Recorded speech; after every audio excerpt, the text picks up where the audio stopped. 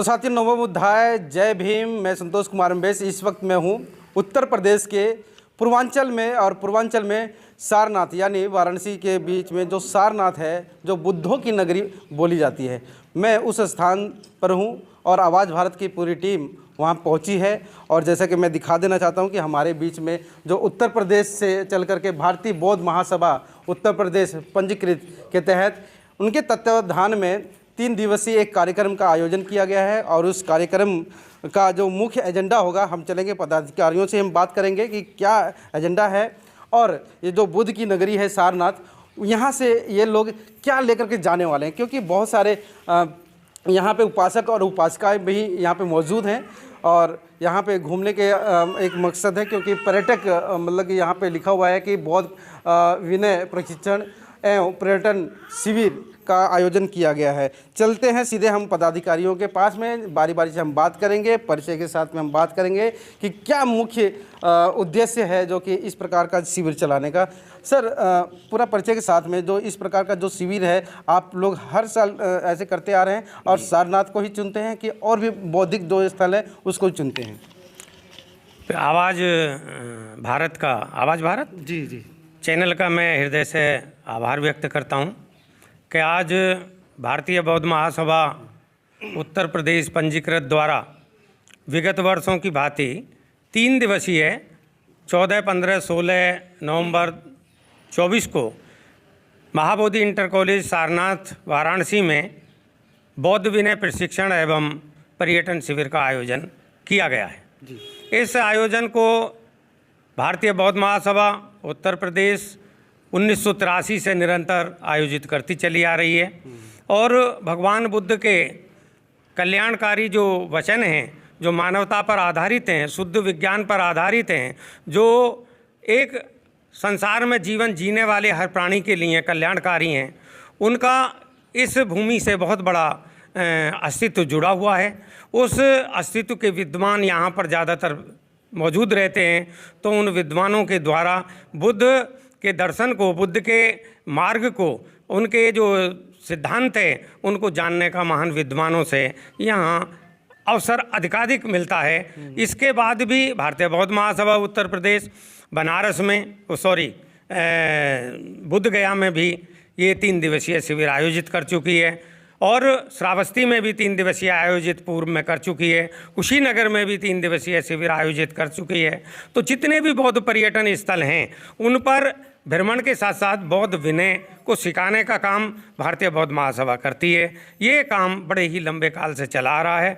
और इससे महासभा से जुड़े हुए सभी जो श्रद्धावान उपासक उपासिकाएँ हैं, उन्होंने शील का जीवन जीने का शुभारंभ किया है। और उससे वो सच्चे रास्ते पर चल रहे हैं, उनका कल्याण होता है, बुरी आदतों का वो त्याग करते हैं, और इससे उनका, उनके परिवार का, सबका कल्याण होता है। इसलिए इस शिविर को इस पावन भूमि से हम लगाने का शुभारंभ किया। चलिए, एक सेकंड, मेरा नाम मान सिंह गौतम है, अध्यक्ष भारतीय बौद्ध महासभा उत्तर प्रदेश हूँ।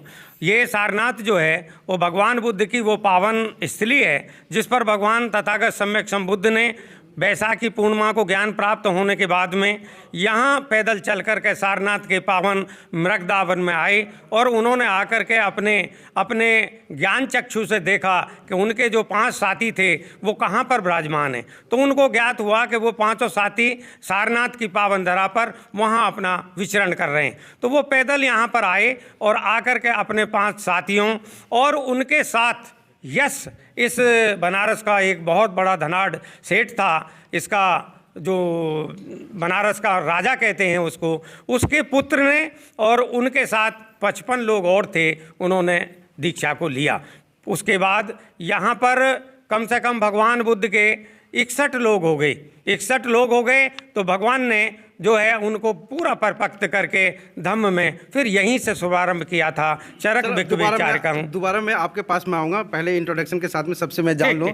सर, आप जैसे कि बताया सर ने कि 1983 से लेकर के अभी तक करते आ रहे इस प्रकार के जो शिविर, जितने भी बौद्धिक स्थल हैं वहाँ पे आप लोग जाते रहे, क्या अब भी साथ में रहे हैं?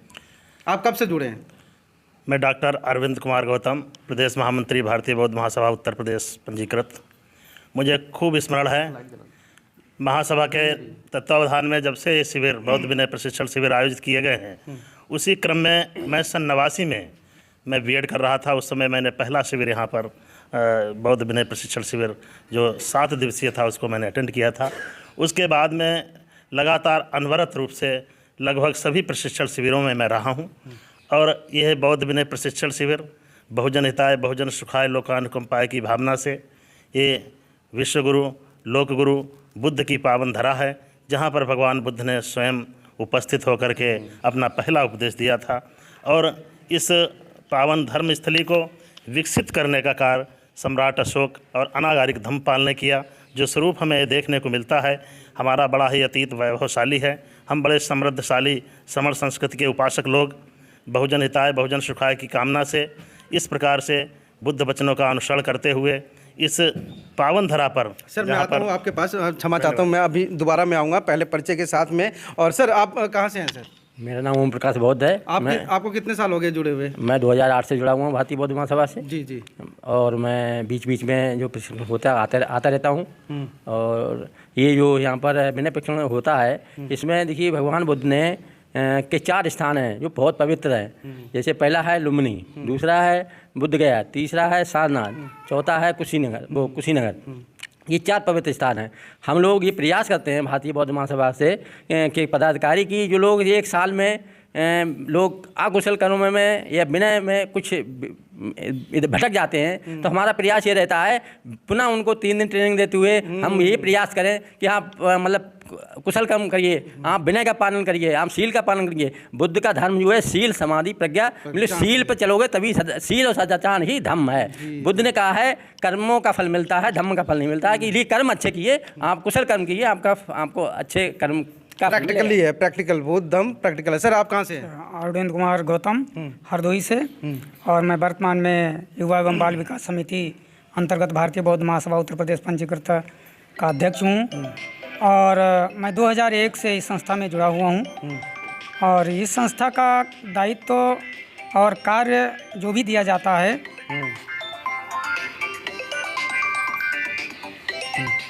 जो भी दायित्व और कार्य दिया जाता है उसको मैं तत्परता के साथ में करता रहता हूँ। और ये जो प्रतियोगिता हमारी होती है, इस प्रतियोगिता के माध्यम से हम अपने बच्चों के बौद्धिक विकास और मानसिक और उन्हें सामाजिक स्तर पर विकसित करने के लिए प्रतियोगिता हमारी कराई जाती है। चलिए अभी आपके पास आता हूँ। सर आप बताइए। मैं साहब सिंह बौद्ध, भारतीय बौद्ध महासभा उत्तर प्रदेश पंजीकृत का प्रांतीय महामंत्री का दायित्व निभा रहा हूँ। जी जी। और मैं 1990 इस संगठन से जुड़ा हुआ हूँ और तभी से जिला संयोजक के रूप में मंडल के विभिन्न पदों पर रहते हुए आज प्रदेश का दायित्व भी निभा रहा हूँ। और मुझे बहुत ही ये सौभाग्य और संयोग प्राप्त हुआ है कि मैं यहाँ पर आकर के अपने देश और प्रदेश के अपने साथियों का विभिन्न तरीके से मैं सेवा भाव कर सकता हूँ। लेकिन इसकी खूबसूरती ये है कि यहाँ पर आने वाले इंडिया से ही नहीं, पूरे विश्व के वो देश आते हैं जिन्होंने तथागत बुद्ध के धम्म को अंगीकार किया है। और एक अंतर्राष्ट्रीय बौद्ध महोत्सव के रूप में यहाँ 3 दिवसीय जो मेला होता है, तो वो लोग इस पावन भूमि पर इसलिए आते हैं कि बुद्ध के प्रकाश से पूरी दुनिया में ये भारत जगत गुरु कहलाता है। और वो पुनः इस धरती पर उसी संदेश को देखने सुनने और उसके लिए आते हैं। और हमें भी मौका मिलता है कि विश्व में हमारा भारतीय ये बौद्ध का जो संदेश है, तथागत का संदेश है, जो धर्म है, वो पूरी दुनिया में फैला हुआ है। और वो लोग मानवता के दृष्टिकोण को इस इंडिया में दोबारा से आकर के अंगीकृत करते हैं। हमारे देशवासी, हमारे उत्तर प्रदेश सहित विभिन्न राज्यों के हमारे धम्म उपासक साथी यहाँ आकर के पुनः धम्म की उन बातों को, जो मानवता का संदेश, शांति का संदेश है, उसे सीखते हैं। और इस इंडिया को दोबारा से विश्वगुरु सोने की चिड़िया के रूप में इसे देखना चाहते हैं और राष्ट्र को विश्व की मुख्य विकास की धारा से जोड़ने के लिए ये धम्म बहुत अपना। सवाल पे मैं आता हूँ दोबारा से, और भी 2 लोग साथी रह गए हैं और उनसे भी हम परिचय के साथ में फिर अगला मेरा प्रश्न स्टार्ट होगा। सर आप अपना परिचय। धन्यवाद। मेरा नाम राधेश्याम बौद्ध है। भारतीय बौद्ध महासभा उत्तर प्रदेश पंजीकृत का प्रदेश उपाध्यक्ष हूँ और मैं पिछले 2 दिन से यहाँ आया हुआ हूँ।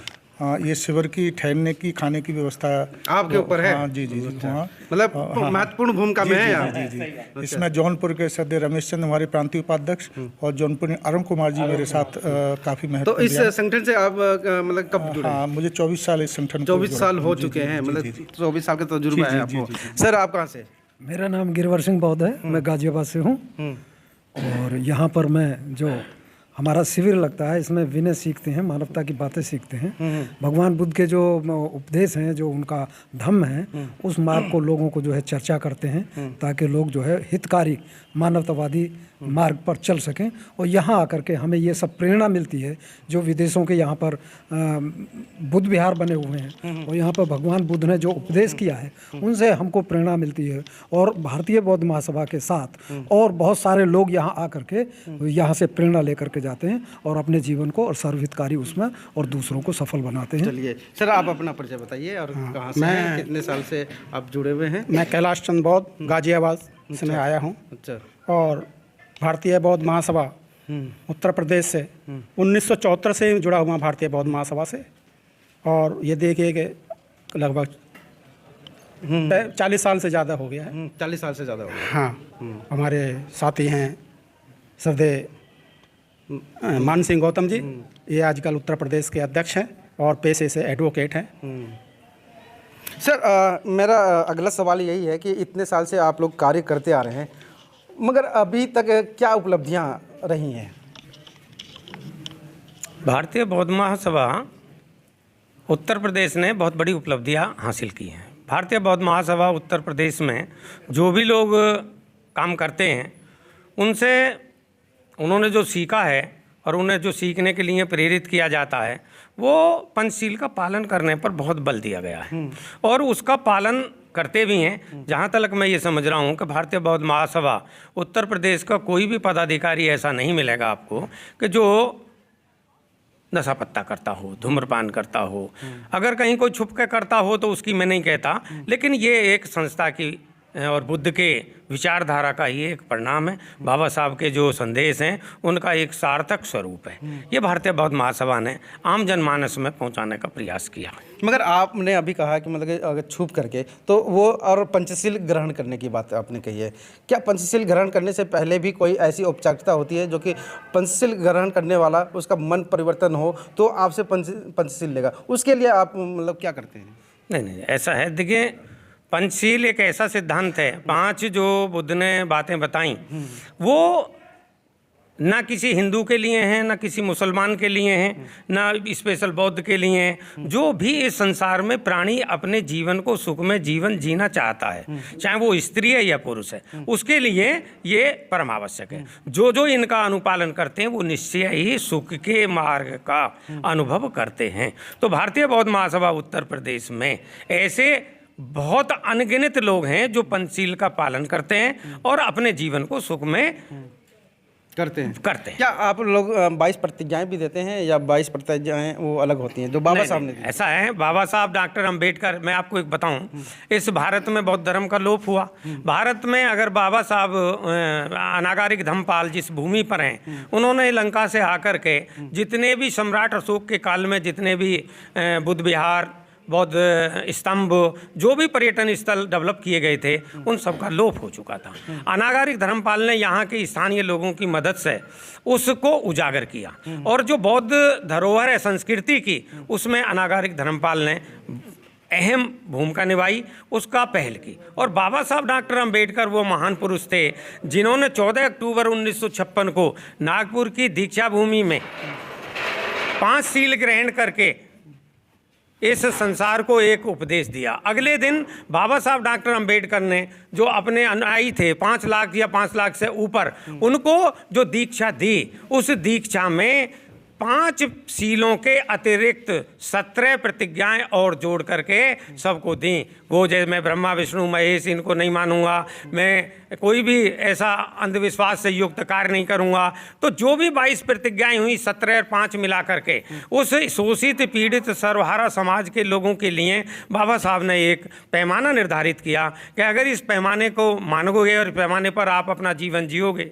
तो निश्चित रूप से आपका जीवन सुखमय होगा। तो भारतीय बौद्ध महासभा उत्तर प्रदेश उन 22 प्रतिज्ञाओं का पालन करने के लिए अपने सभी सदस्यों को सदैव प्रेरित करती है और प्रयास करती है कि वो सभी लोग इन 22 प्रतिज्ञाओं का पालन करें। मगर वही 22 प्रतिज्ञाएं जो लेते हैं दिल्ली में, उनका तो विरोध किया जाता है, वो लोग विरोध करके उनको कुर्सियों से हटा देते हैं। तो कहाँ से मतलब 22 प्रतिज्ञाएं, अगर 22 प्रतिज्ञाएं अगर बाबा साहब की अगर मानते, अगर संवैधानिक अगर ये चीज़ें हैं, तो वो उनको उस पद से नहीं खाली करवाना चाहिए था। ऐसा है कि मैं राजेंद्र पाल गौतम जी को अच्छी तरह से जानता हूं।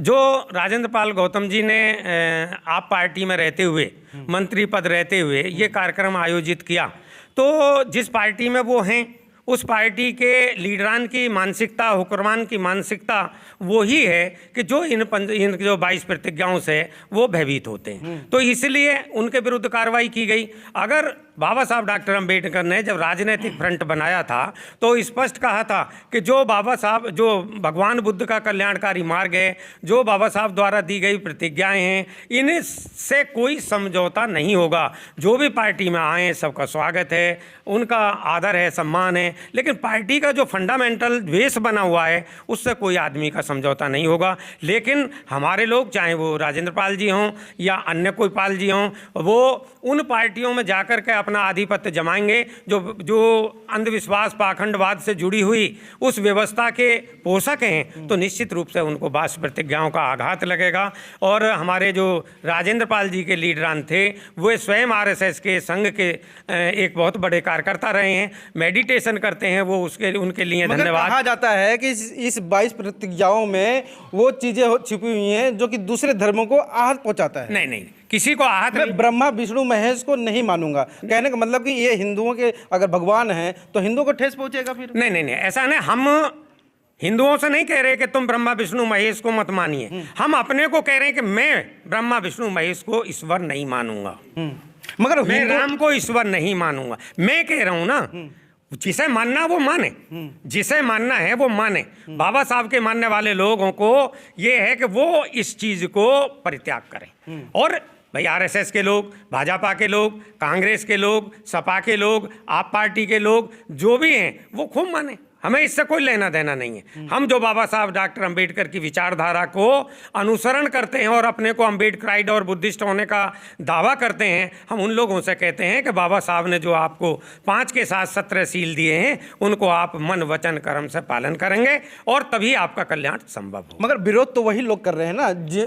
तथागत बुद्ध ने कहा था कि भोजन हिताय भोजन सुखाय का नारा, मतलब उस समय मतलब बताया था।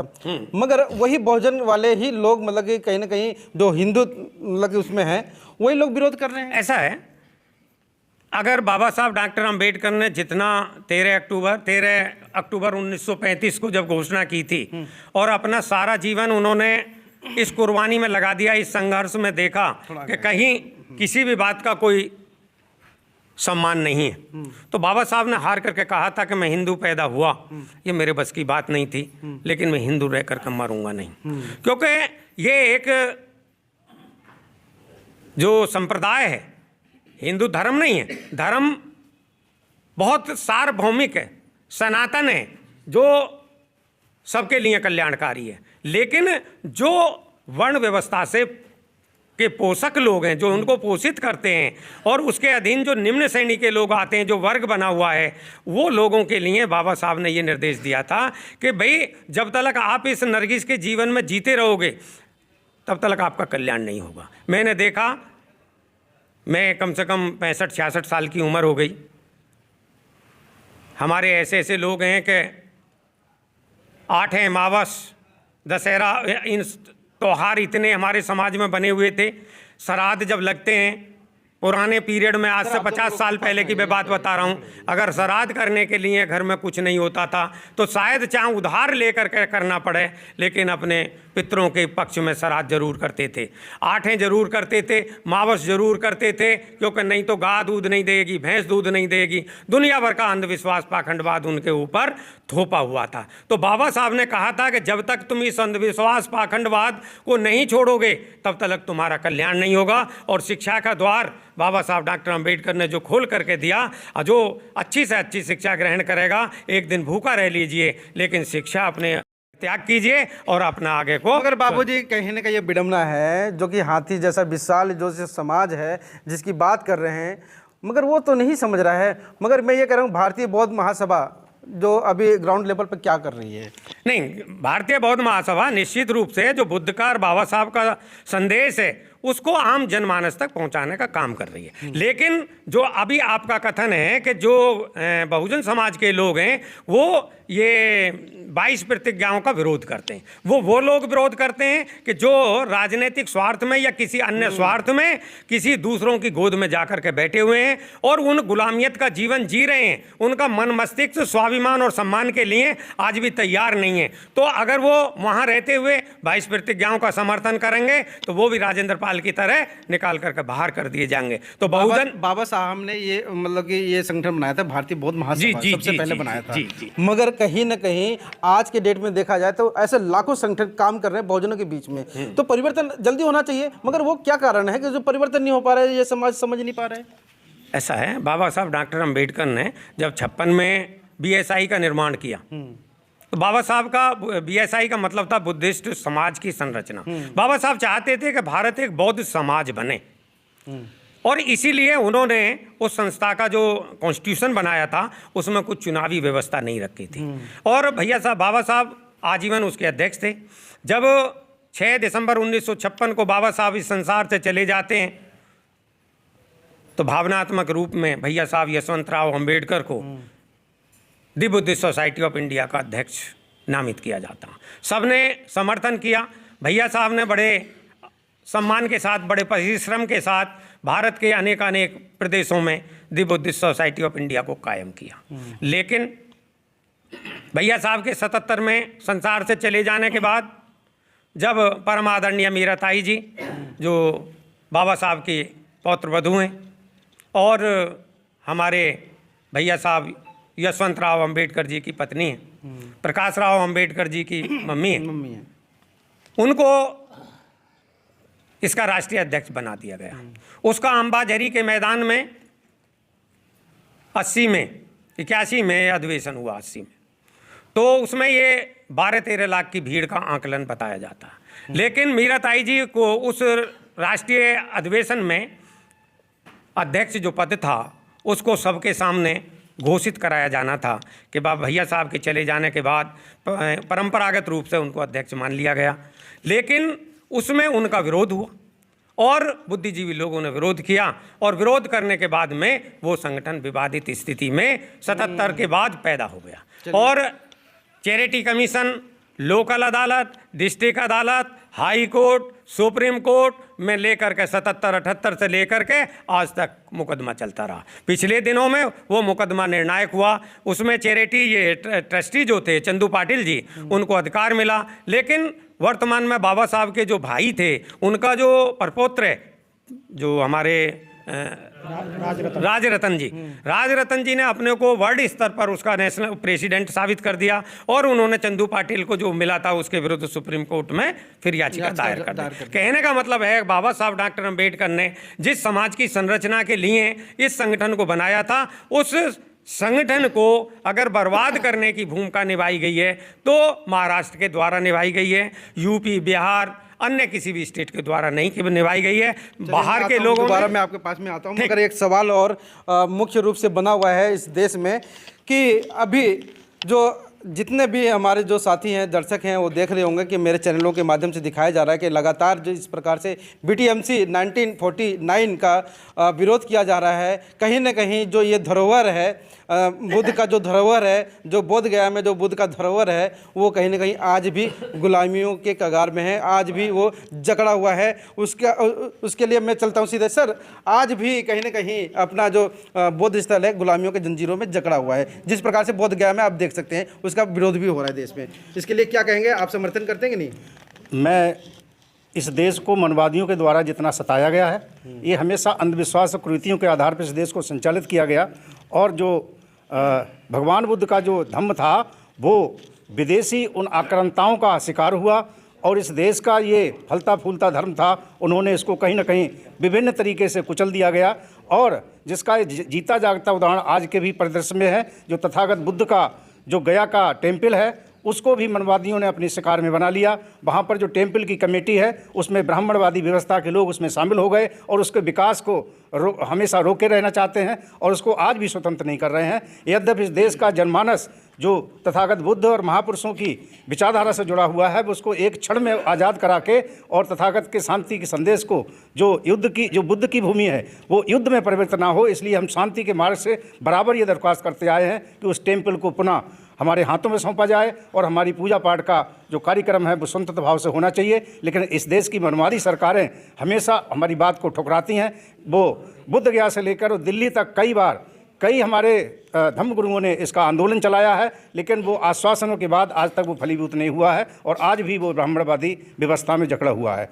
यद्यपि बुद्ध गया के अलावा भी और भी तमाम ऐसी चीज़ें हैं जो अभी भी बौद्धों के हाथ में नहीं आई हैं, उनको अभी भी आना बाकी है। और हमारे देश के जितने भी बुद्धिस्ट हैं, जितने भी बाबा साहब और महापुरुषों की विचारधारा को मानने वाले हैं, हम सब लोग एकजुट होने की स्थिति में हैं। और तथागत बुद्ध के मानने वाले जो दुनिया के देश हैं, मेरा उनसे भी एक अपील है कि वो हमारा समर्थन करें और हमारी भारत की जो सरकार है उससे ये आह्वान करें कि बुद्ध के जितने भी बौद्ध मठ हैं, टेम्पल हैं, उनको बौद्धों के हाथ में दें। ऐसा हम सब लोगों की डिमांड है। चलिए, इसका लगातार कहीं ना कहीं आवाज़ तो उठ रही है मगर उस आवाज़ में कहीं दमखम नज़र नहीं आ रहा है।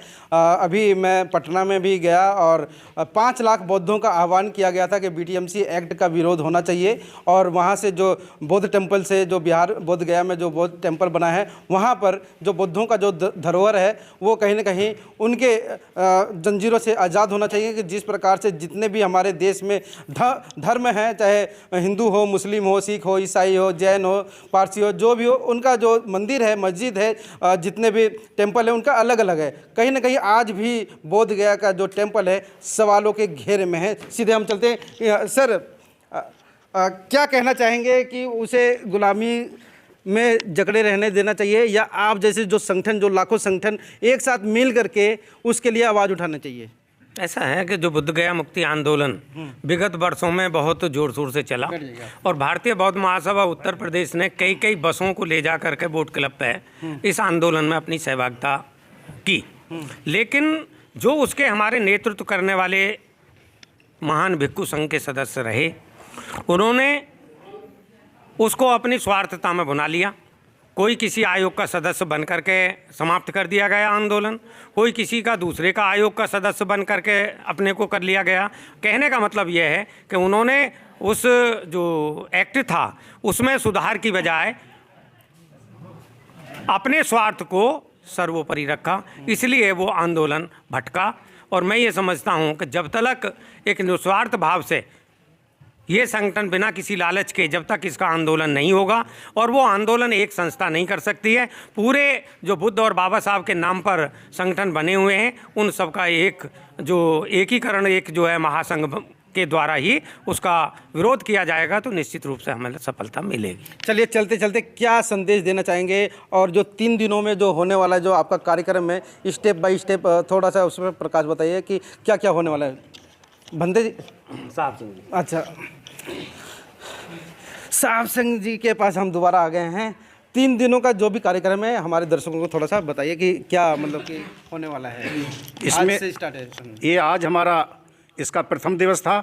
हम लोग सब इस प्रदेश के कोने कोने के तमाम जिलों से, हर यूनिट से यहाँ पर आए, उपस्थित हुए और सर्वप्रथम हमने दैनिक क्रियाओं से निवृत्त होकर के हमारे पूज्य भंते चंद्रमा जी का एक आज विशेष कार्यक्रम जो प्रतिवर्ष वो रखते हैं, वो हमारे कार्यक्रमों में धम्म देशना द्वारा हमारा सहयोग करते हैं।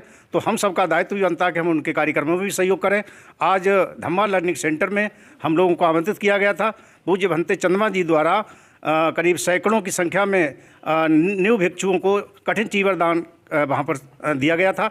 तो उसमें हम लोग शामिल हुए और वहाँ पर हमारी महासभा की ओर से तमाम भिक्षु साथियों को, भिक्षुगणों को और हमारे धम्म साथियों को वहाँ पर भोजन दान किया गया। और तदुपरांत देश और विदेश के आए हुए भिक्षुओं द्वारा वहाँ पर धम्म देशना की गई, जिसमें हमारी भारतीय बौद्ध महासभा के लोग शामिल हुए। सेकंड डे में क्या? सेकंड डे में यहाँ पर हमारा सुबह के वंदना के साथ साथ धम्म उपदेश हमारे पूज्य भिक्षु संघ द्वारा दिया जाएगा और जो अंतर्राष्ट्रीय स्तर से आए हुए जो महाबोधि सोसाइटी ऑफ इंडिया के जो पदाधिकारी हैं, अंतर्राष्ट्रीय स्तर के जो वहाँ के राजा लोग हैं, उनके दरबार के लोग हैं, वो सब लोग मिलकर के एक धम्म संदेश, शांति का संदेश यात्रा यहाँ पे निकालते हैं। सारनाथ की विभिन्न मार्गों से होते हुए वो यहाँ से ये महाबोधि इंटर कॉलेज से शुरू होकर के और महाबोधि टेम्पल में जाके वो समाप्त होती है। करीब 5 से 6-7 किलोमीटर का वो लंबा धम्म संदेश यात्रा विभिन्न झांकियों के साथ, सुंदर झांकियों के साथ, रथों के साथ, पंचशील के ध्वजों के साथ हम लोग उसमें भारतीय बौद्ध महासभा के द्वारा सहयोग प्रदान करते हैं।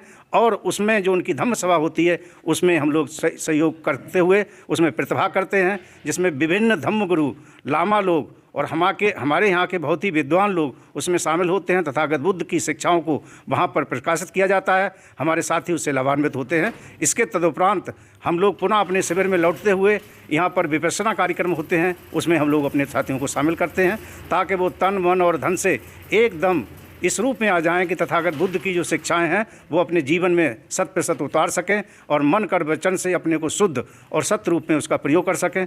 आपस में भाईचारा, शांति का संदेश जो अपने घर से शुरू करके इस देश के कोने कोने से होते हुए विश्व के विश्वबंध कुटुंब की भावना में आत्मसात हो जाएं, ऐसा हमारा ये कार्यक्रम 3 दिन का रहता है। चलिए, तो बहुत बहुत साधुवाद, बहुत बहुत धन्यवाद।